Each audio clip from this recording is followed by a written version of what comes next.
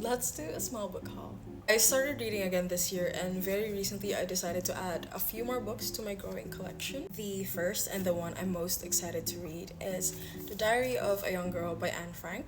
If you're big on books, you've most likely already read this, and that's exactly why I got it.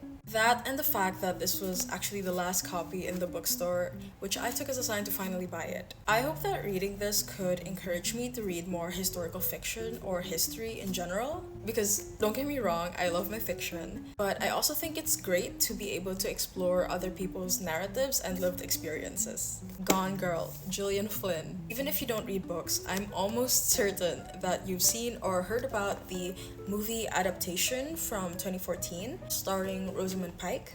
I'm not gonna lie, I think I was a bit too young to appreciate the movie back then. Now that I'm a bit older, I figure reading the book before rewatching the film might give me a better or more nuanced appreciation for the characters. I'm actually quite big on psychological thrillers. The first book that really brought me out of my reading slump last year was The Silent Patient, which was a very entertaining read for those who might be interested in the crime fiction genre. But yeah, I have very high expectations for Gone Girl, and I hope it lives up to them.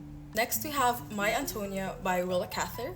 I will be honest, I picked this up with very little background on what it's about, although I do think I've seen it a couple or so times on my algorithm. It's a story about an orphan who is sent to live with his grandparents in the American Midwest. There, he befriends his neighbors, including Antonia, and I do believe that this is set in the first person perspective of the boy who meets Antonia. I do know that this is one of those American dream type of literature, and as someone who's from and is currently living in a third world country, I find that so old fashioned and outdated. But I genuinely love to see how that translates into this specific read, which was written over more than a century ago. Lastly, we have Welcome to the Hyunam Bookshop by Hwang Borum. A funny story about this book is that I was talking to a friend and she told me how much I love this particular read. So I went to my bookshop with the sole intention of picking this up. And then later on, I tell her about how I finally got the book she was talking to me about. And then she goes, "Girl, I was talking about a completely different book. I was talking about Days at the Morisaki bookshop, which was apparently a completely different read." Regardless, I've always been interested in this very particular book because I'm a sucker for beautifully illustrated covers, and this is no exception.